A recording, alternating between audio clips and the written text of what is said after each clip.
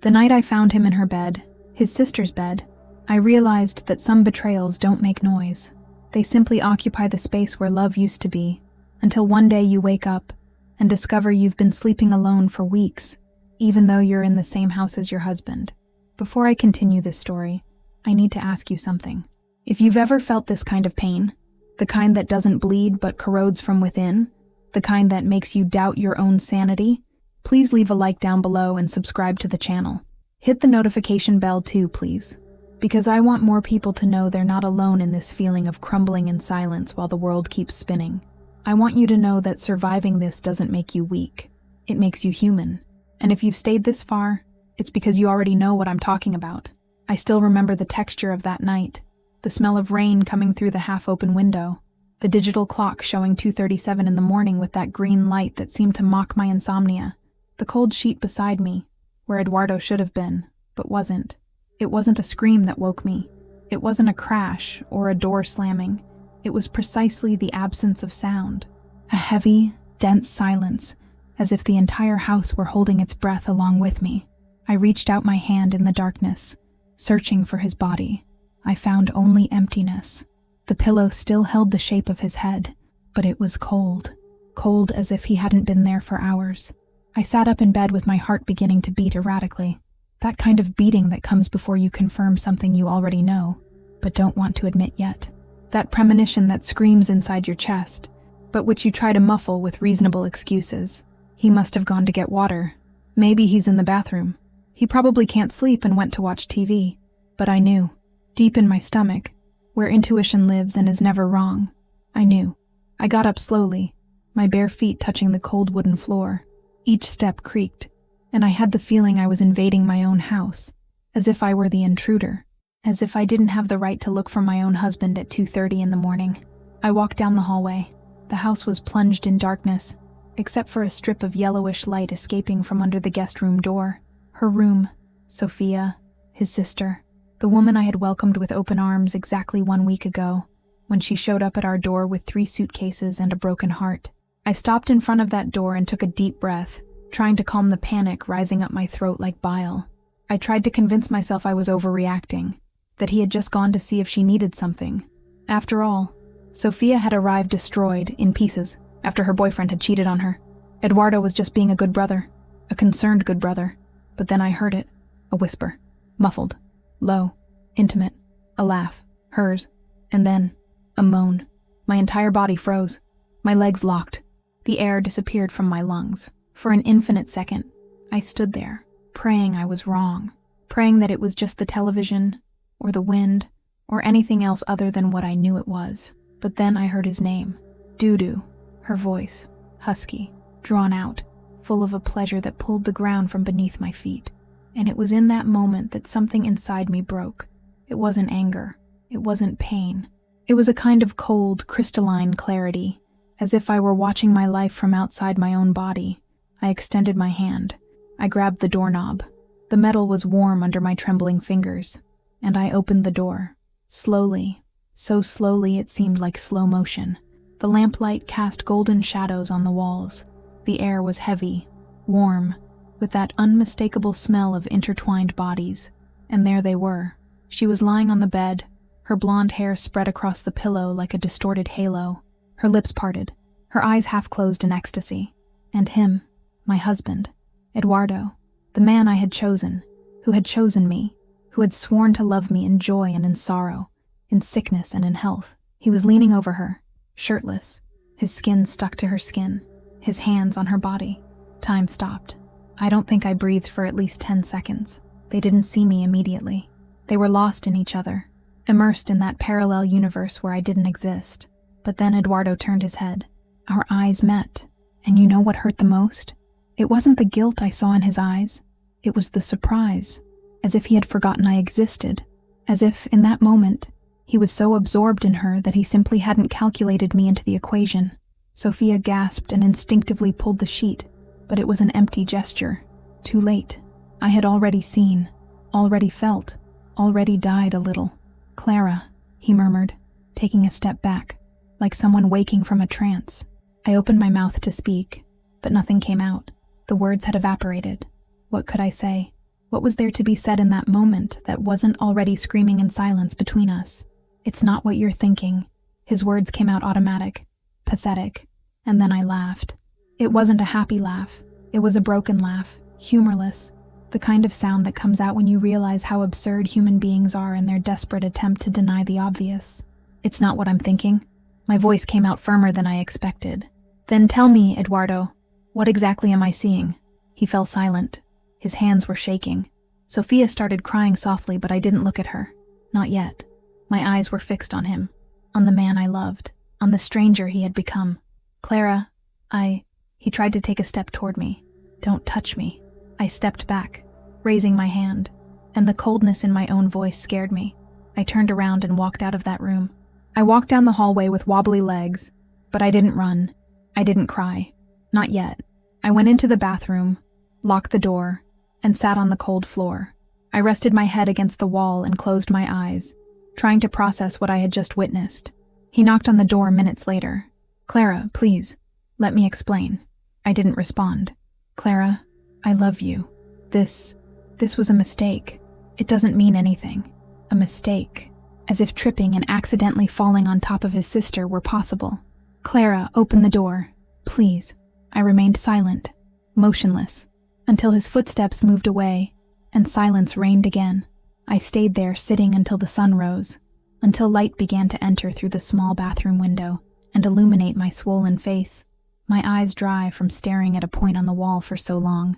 When I finally opened the door, the house was silent. Eduardo was sleeping on the living room couch, curled up, his face hidden in his arm. Sophia was nowhere to be seen. I went downstairs calmly. I passed by him without looking. I went to the kitchen and put water on to boil. I made coffee. I toasted bread.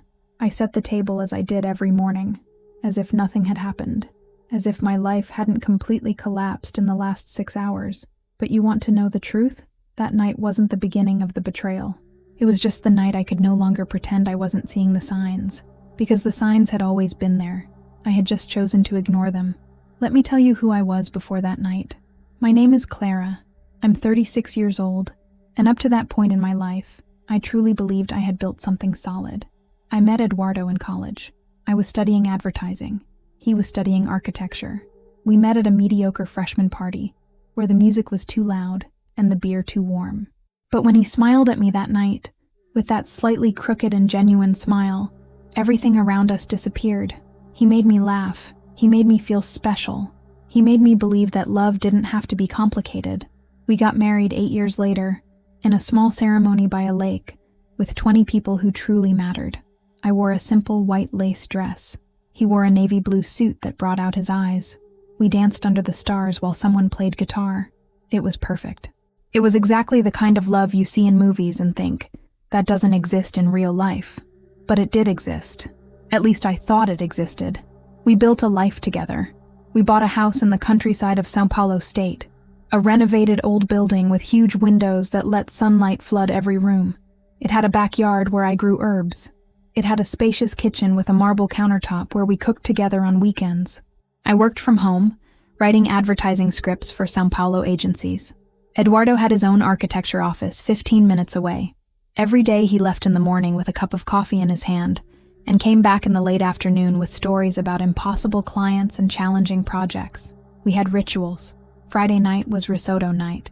He made Sicilian lemon risotto, the recipe his nonna taught him. I chose the wine. We danced in the kitchen while waiting for the rice to cook, with Italian music playing softly on the stereo. Saturday morning was market day. We went together, choosing fruits, cheeses, fresh bread. We'd come home and make an elaborate breakfast, spreading everything on the table as if we were at a farm hotel. Sunday was lazy day. We stayed in bed until late, reading, talking about nothing, making love slowly, unhurried, savoring the intimacy that only time builds. It was a good life. Predictable, perhaps, but I liked the predictability. It gave me security. It made me believe that nothing bad could happen as long as we had those rituals, that gentle and comforting routine. I was wrong, because predictability can be a veil that hides monsters, and when that veil is ripped away, you realize you were living in an illusion as fragile as tissue paper. Sophia entered our lives on a Tuesday in autumn. The phone rang in the middle of the afternoon. Eduardo answered, and his face changed instantly. The color drained from his cheeks. His shoulders became tense. "What's wrong?"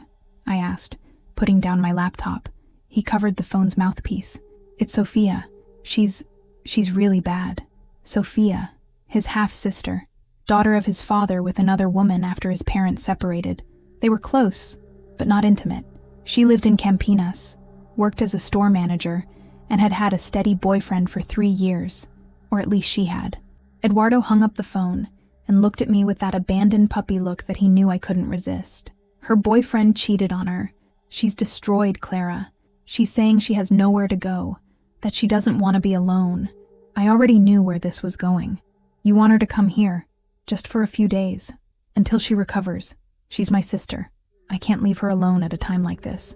And there he was, Eduardo, the protective brother, the good-hearted man who couldn't see someone in the family suffering without trying to help. How could I refuse? How could I be the selfish wife who turns her back on someone in distress? "Of course, honey. She can stay as long as she needs to." He smiled. He hugged me. He kissed my forehead. "You're incredible, you know that." But I didn't feel incredible.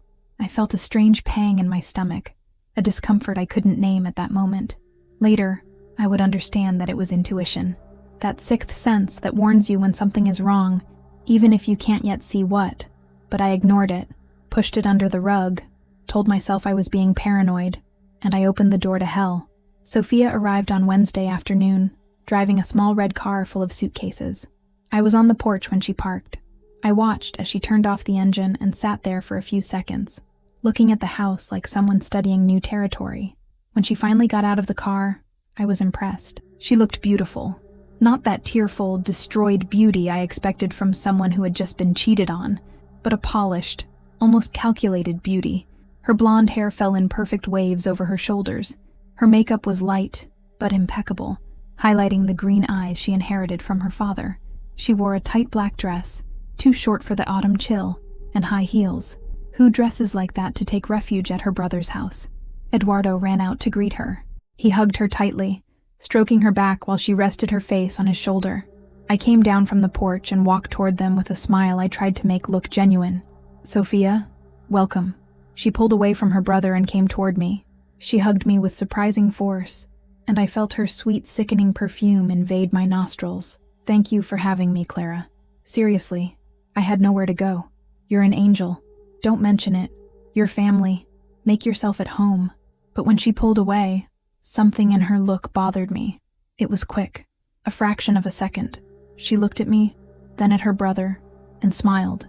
But it wasn't the smile of someone grateful. It was the smile of someone who had just entered a place they intended to occupy. I shook my head, dismissing the idiotic thought. "She just got cheated on, Clara. She's vulnerable. You're being ridiculous." We helped her take the suitcases up to the guest room. Eduardo insisted on carrying all 3 by himself, while Sophia went up ahead, swaying slightly with each step. In the room, she looked around and sighed. "It's perfect. Thank you so much, guys. If you need anything, just ask," Eduardo said, touching her shoulder affectionately. She covered his hand with hers and smiled. "I know I can count on you, Dudu." Dudu. She was the only person who called him that, and the way she pronounced that nickname had an intimacy that made me feel like a stranger in my own house. I went down to the kitchen and started preparing dinner, trying to ignore the strange feeling that had settled in my chest. In the first few days, everything seemed normal. Sophia was polite, helpful, praised everything I did. "Clara, this pasta is amazing. You have impeccable taste in decoration. Eduardo is so lucky to have you." But there was something about her compliments that sounded false, as if she were reciting a script. And always, after complimenting me, she looked at Eduardo, as if she were seeking his approval, as if I were just an obstacle between them that she needed to navigate around with kindness. She began to insert herself into our routine. On Friday, when Eduardo started making the risotto, she appeared in the kitchen already dressed up. Red dress, generous neckline, hair pulled back in a careless bun that was actually studied. "Can I help?" she asked, already picking up a knife and starting to chop parsley. Eduardo smiled. "Of course. You've always been good in the kitchen." They started talking about childhood recipes, about Nonna, about family parties I had never attended. I stood there with the wine glass in my hand, feeling invisible. And then I realized they hadn't even put on music. Friday was Italian Music Day. It was our ritual. But that night, the ritual had changed, and I hadn't even been consulted. On Saturday morning, I woke up and Eduardo wasn't in bed. I went downstairs and found them in the kitchen, laughing softly while making pancakes. "Good morning," I said, and they both turned at the same time, with almost identical expressions of people caught doing something wrong. "Good morning, honey." Eduardo came to kiss me. "We were letting you sleep." But Saturday morning was the day we went to the market. Together. It was our time. "Did you already go to the market?" I asked, trying to keep my tone light. "Oh yes. Sophia and I went early. You were sleeping so soundly I didn't want to wake you." Sophia smiled, flipping a pancake perfectly. "I hope you like blueberry. I love blueberry pancakes." I sat at the table and ate in silence while they talked animatedly about the market, about the fruits they had chosen, about a funny lady they had met in line. I wasn't part of that story. I had slept while they created memories, and something inside me began to crack. But still, I said nothing, because what was I going to say? You went to the market with your sister instead of me? It would sound petty, jealous, irrational. So I swallowed the discomfort and pretended everything was fine, but it wasn't. The following week, small gestures began to accumulate like drops of water in a dam about to overflow. Sophia started wearing his clothes.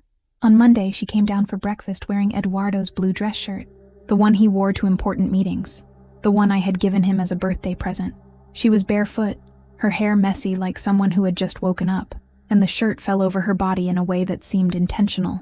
The sleeves rolled up to her elbows, the top buttons open enough to show the curve of her breasts. "Good morning," she said, smiling. "I borrowed it. Hope you don't mind, Dudu. I was cold." Eduardo laughed. "You can wear it, sis. It even looks better on you than on me." I squeezed the coffee cup so hard I almost broke it. "You can wear my clothes, Sophia," I said, trying to sound casual. "We're the same size." She looked at me with that expression of false innocence.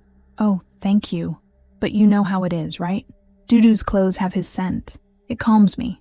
His scent. It calms me." The words echoed in my head all day. On Tuesday, I found them sitting on the couch, watching a series on the laptop.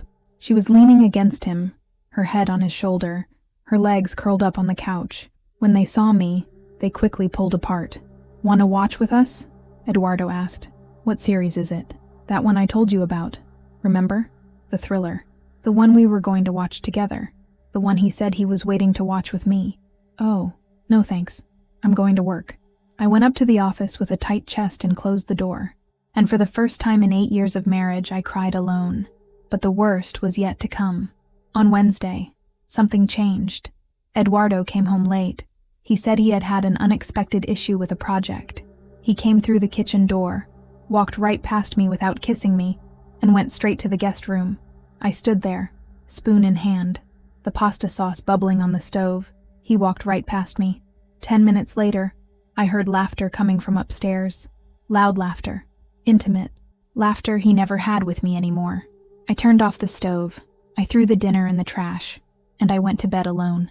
On Thursday, I pretended not to notice when he spent more than an hour in the shower. On Friday, I pretended not to see the exchange of glances at the dinner table. On Saturday, I pretended not to feel the empty bed in the middle of the night. And on Sunday, I stopped pretending. It was in the early hours of Sunday into Monday. It was 2:37 when I woke up and he wasn't there. And you already know the rest. You already know how I opened that door and saw my life crumbling before my eyes. You already know how my heart broke into pieces so small I thought I would never be able to put them back together. But what you don't know is what happened next. Because this story isn't about how I was betrayed. It's about how I was reborn from the ashes of the woman I was. And the fire, my dear, the fire was just beginning. That Monday morning, after spending the whole night locked in the bathroom, after hearing him beg from the other side of the door, after finally coming out and finding him sleeping on the couch like a remorseful dog, I made a decision. I wasn't going to cry. I wasn't going to scream. I wasn't going to make a scene. I was going to do something much worse. I was going to plan. I went into the kitchen as I did every day. I put water on to boil. I made coffee. I toasted bread. I put strawberry jam on the small table.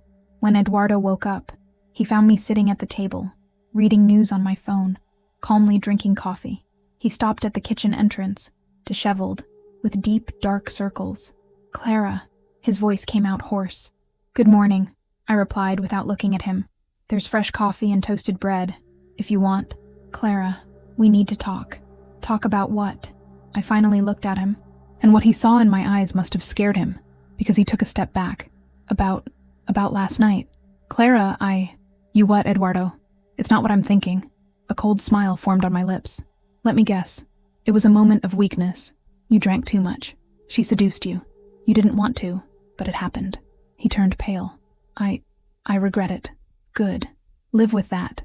I stood up. "Clara, wait." "Eduardo." He broke up with me. I stopped. Slowly, I turned around. "What?" "He broke up with me. A week after you left. He said it was a mistake. That he loves you. That he can't be with me because he only thinks about you." She cried. "I lost everything. I lost my job. I lost my family. I lost him. And I lost the only person who was really good to me. I should have felt pity, or maybe satisfaction, but all I felt was emptiness." "Sophia, what did you expect? That you two would live a great love? That the family would applaud? That I would simply disappear and let you be happy?" I shook my head. "You built your castle on top of a betrayal, and betrayals don't sustain anything. They crumble. Always. I know that now." "Good. Now you've learned. Too late, but you've learned." I picked up my purse. "Don't look for me anymore, Sophia. I've already forgiven you. Not for you. For me. Because I'm not going to carry that weight. But forgiving doesn't mean forgetting. And it doesn't mean having you in my life." And I left the cafe, leaving her there, alone with the cold cappuccino and the weight of her own choices. 3 months later, the divorce decree came through. Eduardo signed without contesting. I kept half the house, half the savings, and my dignity intact. He kept the other half, the guilt and a loneliness he created himself. I heard through mutual friends that he tried to get back together with Sophia after looking for me dozens of times without success. But she didn't want to. She said she couldn't look at him without remembering what they had done. Funny how karma works, right? They destroyed a marriage, and in the process, they destroyed themselves. 6 months after the divorce, I was sitting in a cafe, working on my laptop, when someone sat in the chair next to me. "Is this chair taken?" a male voice asked. I looked up. It was a man in his 40s, gentle smile, brown eyes, and a calm aura. "It's free," I replied. He sat down. He ordered an espresso, and we stayed there in silence, each in our own world, until he broke the silence. "Sorry for the curiosity, but you look like someone who went through a war and survived." I looked at him, surprised. "What do you mean?" "Your eyes. There's something in them. It's not sadness. It's strength. Like you went through fire and came out the other side stronger." I smiled. For the first time in months, a genuine smile. That's a good way to describe it. "My name is Raphael." He extended his hand. "Clara." We shook hands, and something in his touch was different. It wasn't attraction. It wasn't love at first sight. It was just connection. We talked for 2 hours, about work, about life, about new beginnings. He had gone through a divorce a year ago. He understood the pain. He understood the process of rebuilding yourself. When we said goodbye, he asked for my number.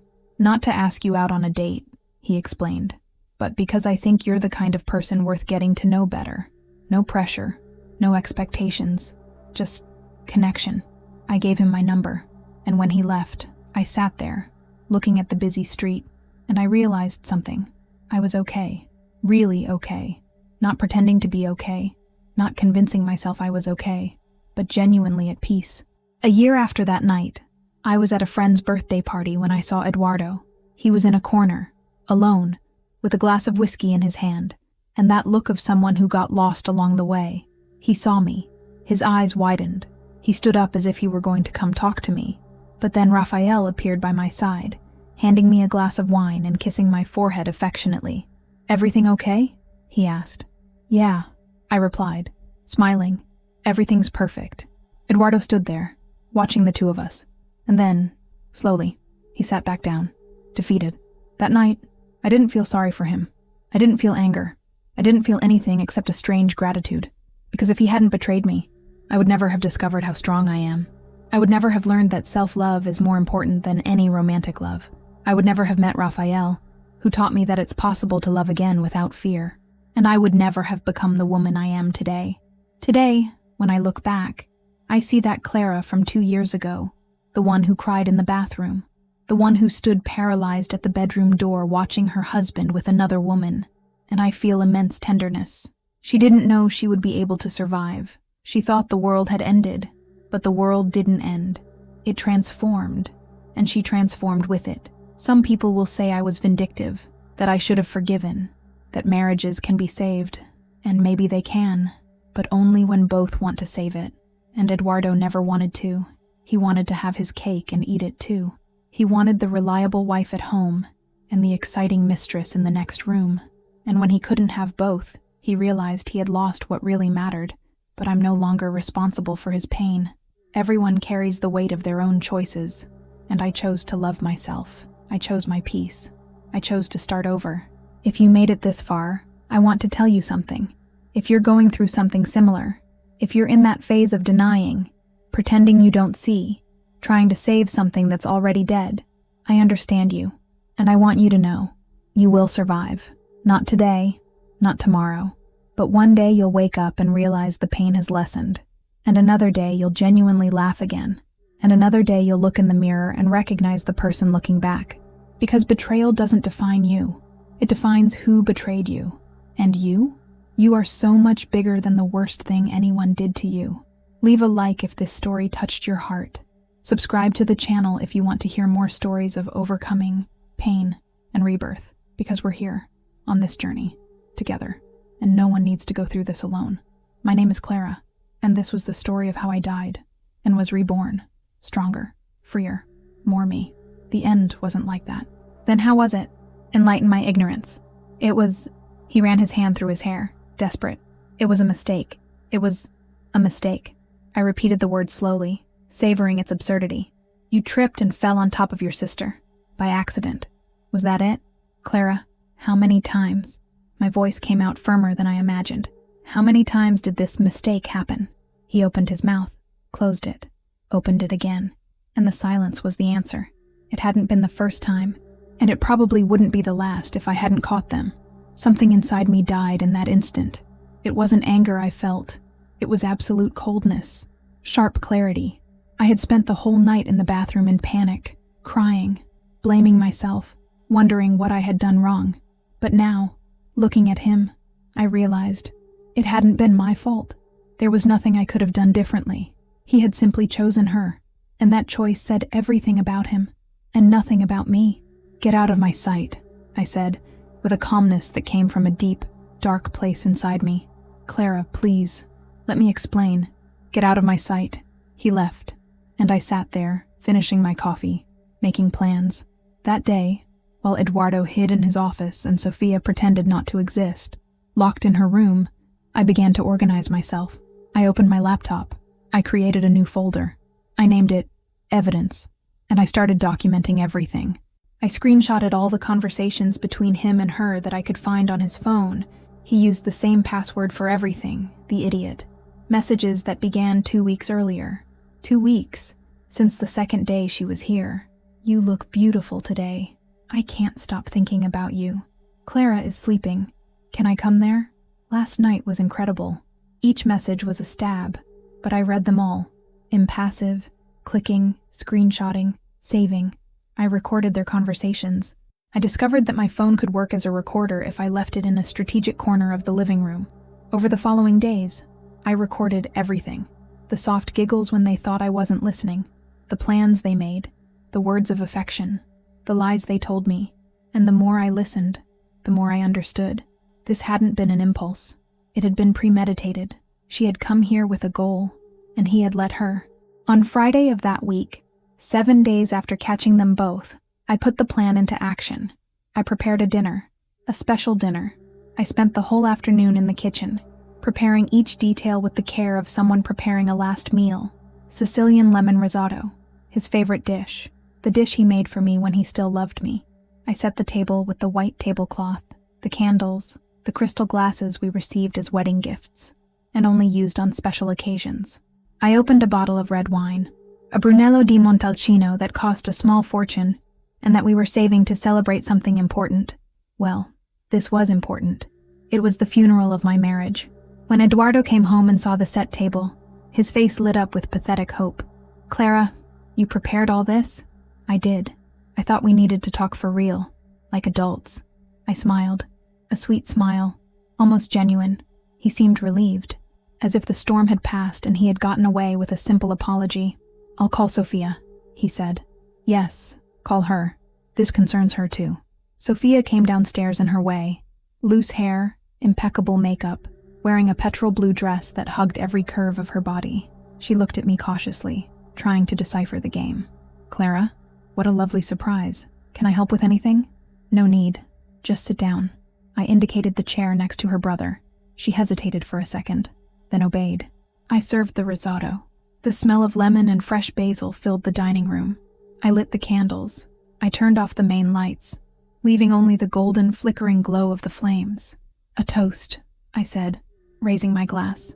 Eduardo looked at me confused, but raised his too. Sophia did the same, still suspicious. "To love," I said. "To the love that builds, that destroys, that teaches, that burns. To the love that shows us who we really are when no one is watching." They exchanged glances. "To love," Eduardo repeated, his voice uncertain. We drank, and then I began to eat, savoring each forkful with disturbing calmness. "It's delicious, Clara," Sophia said, trying to break the heavy silence. "You cook so well." "Thank you. I learned from Eduardo's nonna." I looked at him.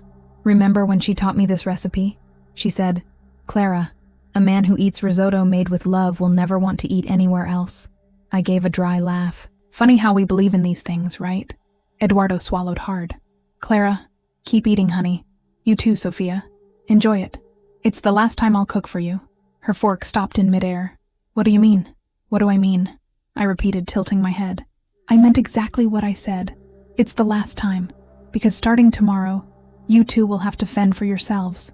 Eduardo turned pale. "Clara, let me explain." "Explain?"